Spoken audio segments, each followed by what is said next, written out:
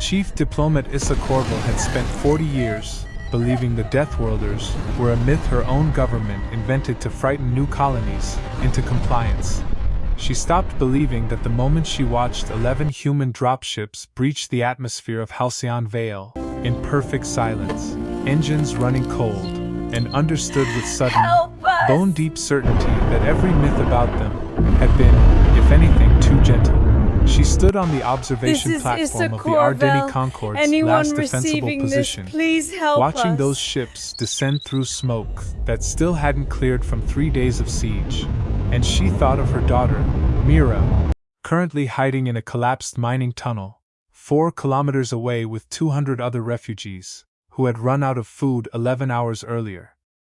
Yssa's hands were shaking, though she couldn't have said whether it was from exhaustion, hunger, or the sudden terrifying possibility that hope might not be a mistake after all.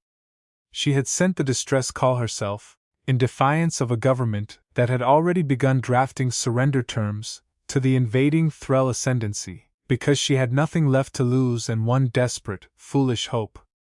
That somewhere out in the dark, the stories about humanity answering calls no one else would were actually true. She had expected, if anyone came at all, a token gesture, a single ship. A diplomatic protest lodged after the fact. Once Halcyon Vale had already fallen, and its people had already been enslaved or killed. She had not expected 11 ships. She had not expected the silence that fell over the Threll siege lines, the moment those ships appeared, an entire invading army going still, weapons lowering not in surrender, but in something closer to dread. And she had certainly not expected, 3 hours later, to be kneeling in the mining tunnel beside her daughter, both of them weeping, as a human medic in a plain gray uniform knelt down and simply asked, "Is anyone hurt? Tell me where it hurts worst." But none of this had begun with ships in the sky. It had begun 6 days earlier, with a message Yssa never thought anyone would answer. The Ardeni Concord had built its civilization on quiet caution, a small trading confederation of 11 worlds that had survived for 3 centuries by staying beneath the notice of larger, hungrier empires. When the Threll Ascendancy's warfleets appeared without warning above Halcyon Vale, demanding tribute in territory the Ardeni people had no capacity to refuse, the Concord's own central government made the calculation that survival meant surrender. A swift, bloodless transfer of one world in exchange for the other 10 remaining untouched. Yssa Korvel, the Concord's junior diplomat stationed on Halcyon Vale, watched that calculation being made from her office window, as Threll bombardment ships took up position above the capital, and understood, with the particular clarity that comes only from watching your own child's future being negotiated away by strangers, that she was not willing to accept it. She thought of Mira's 7th birthday, only 2 weeks past, of the small clay pendant her daughter had made her at school and insisted she wear every single day since. She was wearing it now, its edges digging faintly into her palm as she gripped it too hard. "They're going to let this world fall," she told her superior, Ambassador Renlo Tass, over a comm channel already crackling with atmospheric interference from the Threll fleet's opening bombardment. "Ambassador, my daughter is in that city. Every diplomat on this call has family somewhere in the Concord." "Yssa," Tass said, his voice heavy with an exhaustion that wasn't unkind, only defeated. "We cannot fight the Threll Ascendancy, we never could. The kindest thing we can do now is negotiate terms that keep as many people alive as possible." That wasn't even the worst part of that conversation. The worst part came when Yssa asked, with a desperation she would later be embarrassed by, whether anyone had considered reaching out beyond Concord space for help, and was told, flatly, that no ally existed capable of intervening quickly enough to matter, and that even discussing outside intervention risked provoking the Threll further before terms could be finalized. She sent the distress call anyway, that same night, using an old emergency frequency her predecessor had once mentioned in passing. A frequency reportedly monitored by a species called humanity, whose reputation among frontier diplomats was contradictory almost to the point of absurdity. Some called them dangerously unpredictable. Others called them the only species in the charted galaxy, who consistently, stubbornly refused to calculate the cost of helping strangers before doing it anyway. Nobody in the Concord's government knew what Yssa had done, until it was already far too late to stop her. The signal reached the UNS Kestrel Vigil 3 days later, patrolling the outer edge of human territory on what should have been a routine survey rotation.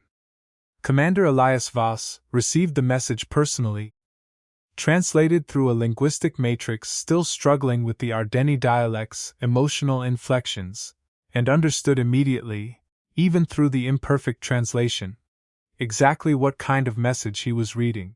"My daughter is here, please. I know we have nothing to offer you." "I am asking anyway, Command," Voss said, forwarding the message up the chain within minutes. "I need authorization to respond to this. It's outside our patrol boundary, and it's not our territory, but—" "Send it," came the answer, almost before he'd finished the request, from Fleet Admiral Priya Anand herself, who had built her entire career on a single, unshakable belief that human strength meant nothing if it wasn't used to answer exactly this kind of message. She had read Yssa's words twice before responding, and something in the plain, unpolished desperation of them had settled the decision before her staff had even finished modeling the diplomatic risk. Assemble a response fleet. Full complement. If the Threll Ascendancy wants a fight over one small world, they're going to get more of one than they bargained for. Everything changed in the next few seconds, because Anand's decision, transmitted across command channels within the hour, activated a deployment protocol humanity had quietly maintained for exactly this scenario for over a decade. Not aggression, not conquest, but a standing readiness to answer any credible distress signal from beyond their own borders, regardless of diplomatic complication, regardless of cost. The Threll Ascendancy's High Command, receiving intelligence of a human fleet's approach 4 days before its arrival, made the same mistake every empire before them had made. They dismissed the warning as posturing. 11 ships, Fleet Marshal Korath Vey said dismissively, studying the incoming intelligence report aboard his command vessel above Halcyon Vale. "We have 31 warships already in position, and reinforcements arriving within the week. Whatever this human species imagines itself capable of, it will learn the same lesson every species before it has learned when it challenges the Threll Ascendancy." The princess had overlooked one crucial detail in that assessment, though it would not be royalty who paid for the miscalculation, for Fleet Marshal Vey's own daughter, Lieutenant Savannah Vey, stationed aboard his flagship as his second-in-command, had spent the last 3 days quietly reviewing every scrap of human military history the Ascendancy's intelligence division possessed, and had come to a very different conclusion than her father. "Every engagement on record shows the same pattern," she told him privately, the night before the human fleet's arrival. "They never send more force than the situation requires, until they do, and when they do it's decisive. If they're sending 11 ships for one small world with no strategic resources, father, that isn't posturing. That's a message. They're telling us exactly how seriously they take a single distress call." Fleet Marshal Vey dismissed his daughter's concern the same way he dismissed every other warning in his 3-decade career, certain that experience and numbers would settle the matter, the way they always had. That wasn't even the biggest mistake he made that week. When the human fleet arrived above Halcyon Vale, it did not immediately engage. Commander Voss opened a channel to the Threll flagship instead, his voice calm, almost conversational, in a way that unsettled the Threll bridge crew more than aggression would have. "Fleet Marshal Vey, this is Commander Elias Voss of the United Nations Fleet. We received a distress call from a civilian trapped in your siege. We're not here to start a war over territory that isn't ours. We're here because someone asked for help. And we don't ignore that. Withdraw your forces from Halcyon Vale, and this ends without further bloodshed." Vey's response was immediate and contemptuous. "You would risk your entire fleet for one insignificant colonist's daughter? We didn't ask how insignificant she was before we came," Voss said. "We're not going to start asking now." The battle that followed lasted less than 40 minutes, and every minute of it would be studied in Threll military academies for a generation. The human fleet's coordination was surgical, methodical, devastating, disabling Threll warships with a precision that spared crew wherever possible, systematically dismantling Vay's numerical advantage until the battle that should have been an easy Threll victory became, instead, an object lesson in the cost of underestimating restraint mistaken for weakness.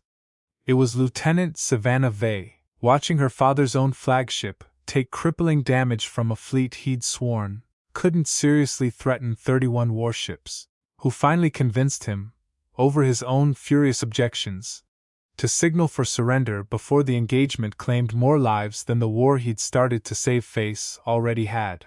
The truth stunned the entire Ascendancy when the ceasefire terms reached Threll High Command hours later.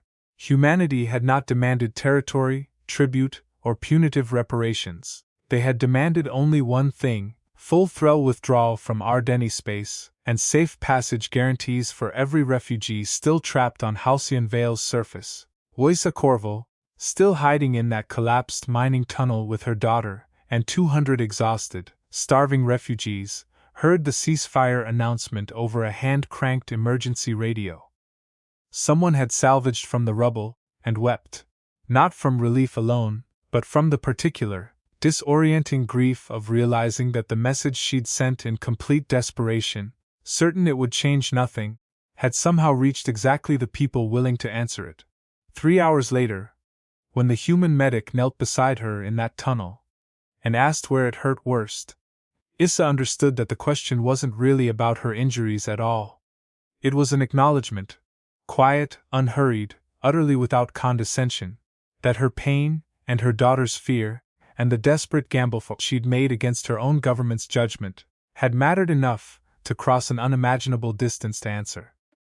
Mira, still clutching her mother's sleeve, with fingers that hadn't unclenched in 3 days, finally let go long enough to accept a ration bar from the medic's outstretched hand, and Yssa realized, watching her daughter eat for the first time in almost a day, that she had not fully believed they would survive this until that exact moment. In the months that followed, the Ardeni Concord's formal alliance with humanity reshaped its entire relationship with the wider galaxy, but it was the smaller moments that Yssa carried with her, long after the treaties were signed and the diplomats had gone home. Her daughter, safe, sleeping soundly for the first time in a week, in a temporary shelter built by human engineers who had stayed 3 extra days, simply to make sure the refugee camps had proper heating before they departed. She remembered, too, the young human ensign who had carried Mira on his shoulders through the ruined streets, when her legs finally gave out from exhaustion, humming some unfamiliar earth tune under his breath, the entire way, as though carrying a stranger's frightened child was the most ordinary thing in the world.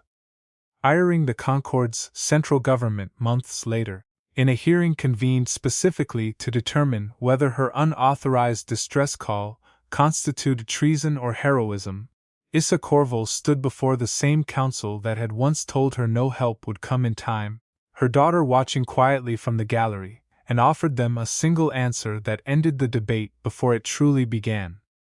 "I was told there was no one who could help us in time," she said, her voice steady despite the memory it cost her to speak it aloud.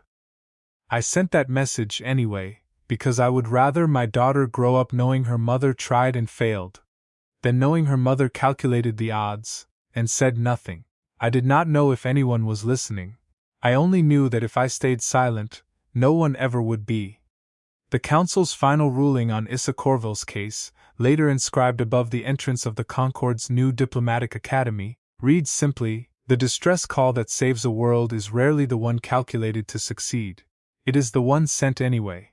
Years later, Mira Korvel, the frightened girl once hiding in a collapsed mining tunnel, clutching a hand-crank radio and her mother's sleeve in equal desperation, would join that same academy as its youngest cadet, training not for war, but for the singular purpose her mother had taught her without ever meaning to.